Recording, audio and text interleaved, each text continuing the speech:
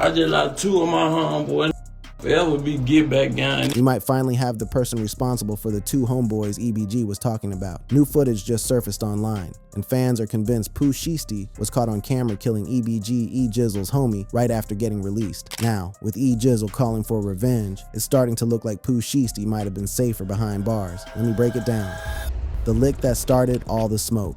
Memphis is in flames right now. A grainy 37-second video, filmed in what looks like a dimly lit parking lot off Airways Boulevard, has exploded across social media. It allegedly shows Pooh Shiesty himself, fresh out of federal custody, firing at a car belonging to one of EBG Ejizzle's closest homies. Within hours, Pooh Shiesty and Get Back Gang were trending worldwide. And with Ejizzle already vowing revenge, fans are asking the one question nobody wants to say out loud. Did Shiesty really come home just to catch another body? The clip is brutal. A black Dodge Charger pulls up, voices shout, then 6 flashes echoing through the night. One man collapses near the hood. If true, this means Shiesty's alleged first move after walking out of prison was taking out EBG's right-hand soldier, a move that could ignite Memphis all over again. And here's where it gets even darker. According to local Memphis insiders and pages like Rap Alert, the location in the viral clip matches the same area EBG members frequent. You can even hear someone in the background yell, "EBG out here," right before shots ring out. Whether or not it's authentic, the perception is what matters. And in street culture, perception can kill faster than bullets. Now, remember, Pooh Shiesty was just released earlier this month after serving a reduced federal sentence for conspiracy to possess firearms in furtherance of crimes of violence. His early release surprised many. Some fans celebrated his return. Others warned that old demons were waiting for him. Even Charleston White himself, in an interview, predicted something like this. Now Pooh Shiesty. That's my boy. Them Pooh Shiesty babies, now they gonna be something. We got to do something with them motherfuckers. I ain't bullshit. Them motherfuckers destroy America. They the gremlins. And now, it feels prophetic. He was supposed to be rebuilding, reconnecting with Gucci Mane's 1017, and planning an album book combo for his comeback. But if this footage is real, that comeback might have just turned into a countdown. But one fact is clear. Memphis hasn't been this tense since Dolph's murder. Street corners that used to bump Shiesty's music are now silent. Murals are being defaced, and whispers of retaliation are everywhere. Because here's the thing, this isn't just a random feud between rappers. It's personal, historical, and layered. Before Pooh Shiesty ever hit Billboard charts, before Back in Blood blew up, before Gucci Mane signed him to 1017, this rivalry had already claimed lives and reputations on both sides. To understand the chaos we're watching unfold, we have to rewind to the lick that started all the smoke. It started from really from a burglary. According to EBG Ejizzle's own account, someone broke into a house and stole some items, and the perpetrators tried to make it seem like they had robbed someone significant or done something noteworthy. Broke in the house and stole some, and really try to put it like they extorted something, but they really did some junk. You know how it go. These doing what you supposed to do when you were 14, 15, breaking the house, busting windows out of it. In Ejizzle's eyes, this was juvenile behavior, the kind of petty crime that teenagers engage in, nothing worth bragging about or turning into a street reputation. But when the other side started rapping about it and portraying it as something more significant than it actually was, that's when things started to escalate beyond simple street politics. The situation intensified dramatically when Pooh Shiesty released his breakout collaboration with Lil Durk, Back in Blood. But for EBG Ejizzle, the song wasn't just another Memphis banger climbing the charts, it was personal. The song, yeah, you could tell I took it as a diss, but it just, the reason what made me respond because it was just false as hell. Like, it just was a whole bunch of make-believe and exaggerated situation. So that what just made me respond. The way Ejizzle saw it, Pooh Shiesty and his team were taking creative liberties with the truth, exaggerating situations, and essentially building their reputation on fabrications. What bothered Ejizzle most wasn't just that he felt Pooh Shiesty was capping in his music, but that he was glorifying situations that never happened the way they were being portrayed. You know, I was just like, man, yeah. I just hate capping that shit.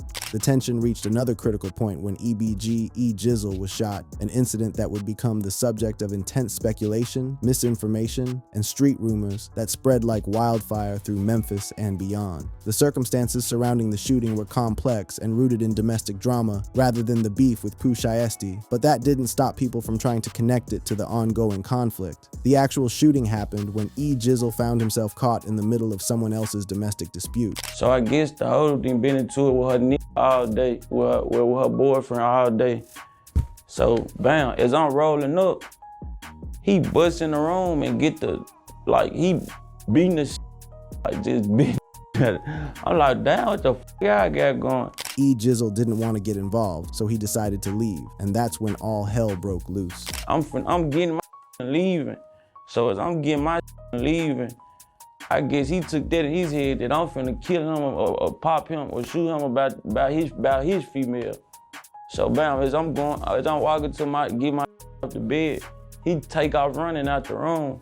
When he take off running out the room, he shoot all through the walls and What made matters worse was when false information began circulating about the extent of his injuries. So I just wasn't thinking too hard on it. Only thing that made me mad is like, when I wasn't even on the internet when I got shot, like, but soon I logged on everybody, like, go check Instagram. I see motherfuckers out on the ground, capping like out of me, like, just really just clout chasing type shit.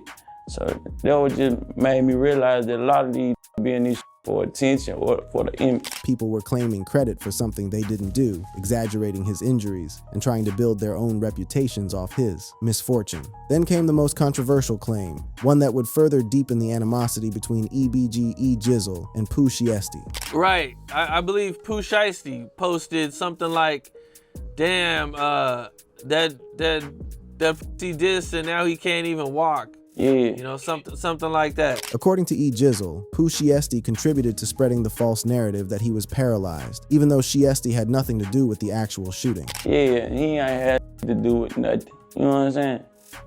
He got a lot of, he ain't had nothing to do with nothing. But get back going. The beef escalated further when both camps began to experience real-world consequences that went beyond social media posts and diss tracks. For EBG Ejizzle, the conflict with someone as high-profile as Pooh Shiesty began affecting his business opportunities in ways he hadn't anticipated. I just feel like people scared to with me because who I don't with, you know what I'm saying? The reality was that being at odds with a 1017 Records artist signed to Atlantic Records and backed by Gucci Mane came with serious industry implications. There were concrete examples of opportunities that fell through specifically because of the beef. I think it was signing, you know what I'm saying? It was a record label though that was finna sign me. Like we had met with each other, did a whole lot, did like going to studio sessions, all this. Then they hit my little brother, which my manager, they hit him up like they ain't want to lose their relationship with other artists, so they ain't want to f with me type shit. The label had made their choice, and it wasn't in Ejizzle's favor. Throughout all of this, the personal nature of the beef was evident in the way both sides approached it. For Ejizzle, this wasn't just about music or money, it was about respect, truth, and the codes of the street. Like, it's like, I never did. But like, where we come from, like this to the grave, like hell no, we don't forgive or forget. This statement made it clear that from Ejizzle's perspective, this conflict wasn't something that could be easily resolved with an apology or a sit-down meeting. The disrespect ran too deep, and in the streets where they both came from, certain things couldn't be forgiven or forgotten without consequences. But as the smoke from that burglary settled, what came next wasn't just rap drama, it was real. Charges, shootouts, betrayals, and a new generation of Memphis rappers trying to survive a city that eats its own. Blood, charges, and street codes. To truly understand the weight of this beef and why it carries such gravity, we need to examine the criminal histories, the cases they've beaten, the time they've served, and the street credibility that both EBG Ejizzle and Pooh Shiesty have built through their actions, not just their words. This is where the line between rap persona and real life becomes dangerously blurred and where the consequences become life-altering. EBG Ejizzle's involvement in street life began early, far earlier than most people realize. His first major brush with the law came when he was still practically a child. Man, it was an attempted murder, but they dropped it to assault. I had ended up getting two of one of my family members. Matter of fact, I got a two of one of my family members, and then it just went the wrong way, and I ended up catching a little attempted murder charge. I ain't just gonna speak on it because I fuck with my uncle now. At just 13 years old, Ejizzle was facing an attempted murder charge stemming from an altercation with family members, a charge that would eventually be reduced to assault. The pattern of criminal behavior only escalated from there, eventually leading to something far more serious than his initial attempted murder charge. At 16 years old, EBG Ejizzle was sentenced to juvenile life, which in the Tennessee system means incarceration until age 19, though good behavior can lead to earlier release. What made the situation particularly painful for Ejizzle wasn't just the sentence itself, but who was responsible for him receiving it. And plus the nigga, my best friend at the time, he ended up snitching on me. Yeah, he ended up telling this. Okay, so your best friend snitches on you during this case, and then it leads to you getting juvenile life? Yeah. Being betrayed by someone he considered his closest friend added an extra layer of trauma to an already difficult situation and taught him harsh lessons about trust and loyalty that would shape how he moved through the streets for the rest of his life. After serving his time and being released, Ejizzle faced another major legal challenge that would determine whether he'd spend the majority of his adult life in prison. In 2020, before his rap career had really taken off, he was arrested on a murder charge, facing potentially 15 to 25 years in prison. 15 to 25 years. My first offer was 17 years. The prosecution's initial plea deal would have essentially taken away the rest of his youth and prime adult years. The circumstances of that murder case and how he beat it reveal the complexities of street violence and the Memphis justice system. The case against him was built primarily on witness testimony. Nah, but I really knew like that. I ain't even like it was just, they were going off some he say, she say. You see what I'm saying? So they just going by what a say. So somebody told them something, but when it was time to come to court and trial and shit, you know, he didn't want to take the stand and testify. And when it came time for trial, the key witness refused to take the stand, resulting in the charges being dropped. Now, turning our attention to Pooh Shiesty, his legal troubles reached a different level of seriousness when he was arrested for shooting at King of Diamonds, a popular Miami strip club. And Pooh Shiesty was arrested for shooting at King of Diamonds. Now, he has been accused of shooting a security guard there. We don't know what happened, but they said a crowd jumped in trying to grab some loose cash because somebody knocked money out of his back pocket, and that's when reportedly they are saying that he brandished a gun as he was being escorted out by the security guard. The incident allegedly resulted in a security guard being shot in the ankle, though witnesses reported seeing Pooh pass the gun to someone else who fled the scene. The King of Diamonds case was just the beginning of Pooh Shiesty's federal legal troubles. You know, I hope that's not true. Well, there was no gun or shell casings found at the scene. While the physical evidence from this particular incident was limited, it was part of a larger pattern of behavior that would eventually catch up with him in a much bigger way. The federal case against Pooh Shiesty became serious enough that it threatened to end his career and freedom for potentially the rest of his life. But Pooh Shiesty has pleaded guilty to one charge in his federal case. That means he's no longer facing a possible life sentence. So this resulted in prosecutors agreeing to suggest no more than a 97-month prison sentence. The plea deal he ultimately accepted called for just over 8 years in prison, though the judge had discretion to sentence him to up to 20 years. The specific charge that Pooh Shiesty pleaded guilty to was conspiracy to possess a firearm in furtherance of violent and drug trafficking crimes, a serious federal offense that carries substantial mandatory minimum sentences. So that one charge that he is pleading guilty for is conspiracy to possess a firearm in furtherance of violent and drug trafficking crimes. By taking the plea deal, he avoided the possibility of spending the rest of his life in prison, but he still faced nearly a decade behind bars at a crucial point in his career. But for both of these artists, the streets were just one side of the story. Behind the charges and the shootouts, there were dreams, real dreams, of taking Memphis to the world stage.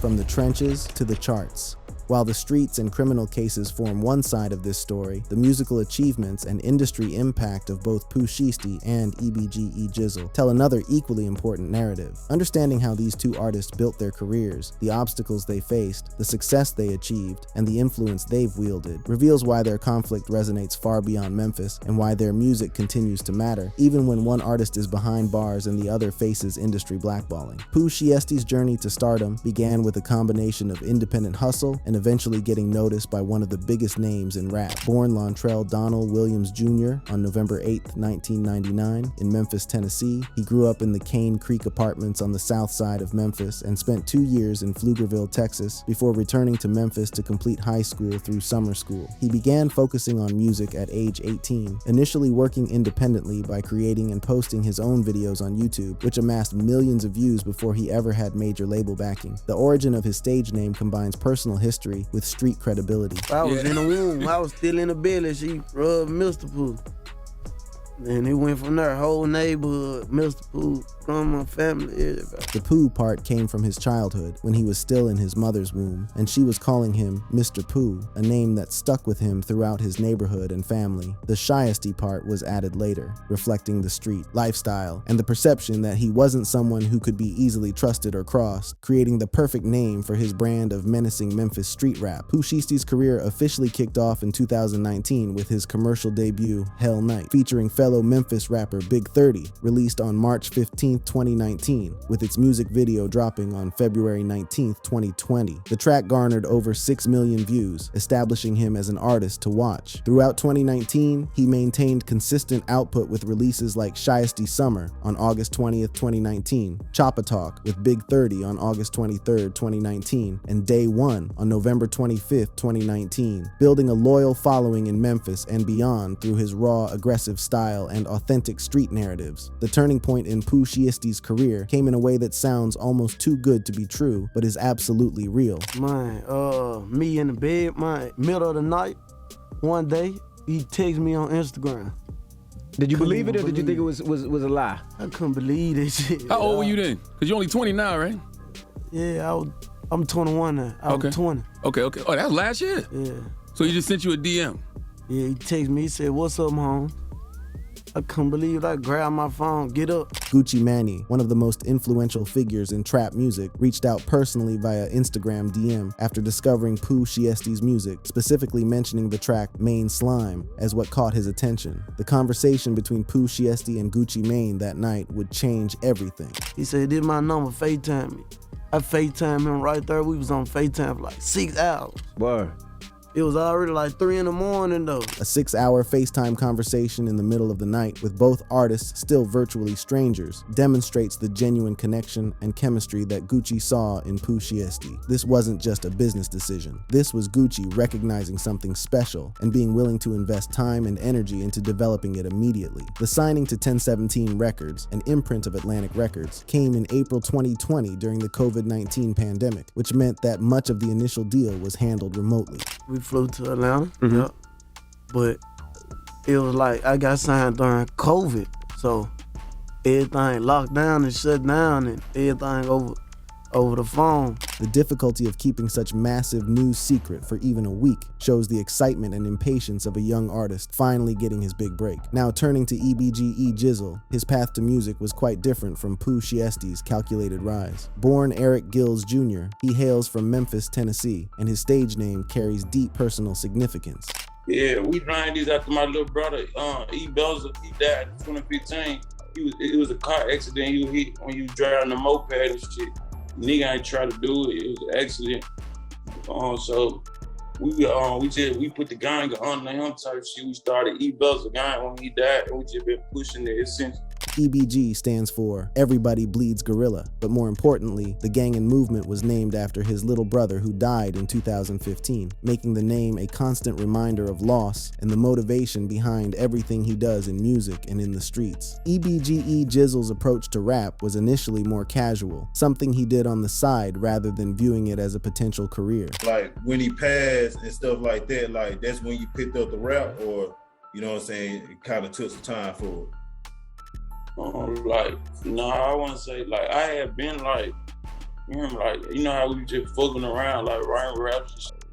But like, nah, that didn't just make me take it serious. I ain't started taking rap serious till like a year ago, I'd say. His brother's death didn't immediately push him into rap. Rather, it took time for him to realize that music could be a vehicle for expressing his pain, telling his story, and potentially creating a better life for himself and his crew. The breakout moment for EBG Ejizzle came with his track Rumors, which was actually created before the Back in Blood controversy, but was released after. I had been made the song like a year before I dropped the type shit. The song had been sitting on his phone, being played for people on the block and in his circle, receiving positive feedback long before it was officially released, showing that he had the talent all along. He just needed the right moment and motivation to take music seriously as a career path. His approach to making music is notably different from many modern rappers who craft every bar with precision and spend hours perfecting verses. So, you know me, I just put my life on beats type shit. Like I just be like real deal going in, writing about shit that is really occurring, like what I'm doing type shit or what I'm seeing.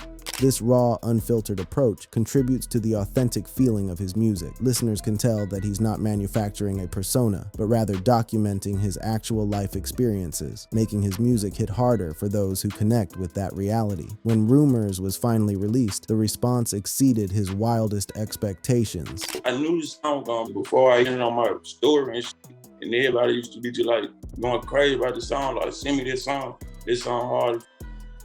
But I ain't never think it'll be at like, where is it now, 8 million views and shit. 8 million views for an independent artist from Memphis who was still learning the music business represents a significant achievement and validation that his message and music resonated with a large audience hungry for authenticity. By releasing his music when the beef with Pooh Shiesty was already generating buzz and people were curious about his perspective, he capitalized on the moment without it seeming calculated or opportunistic. He was simply telling his truth at a time when people were ready to hear it. One of the most surprising developments in EBG Ejizzle's career was getting the attention and support of legendary West Coast rapper Snoop Dogg.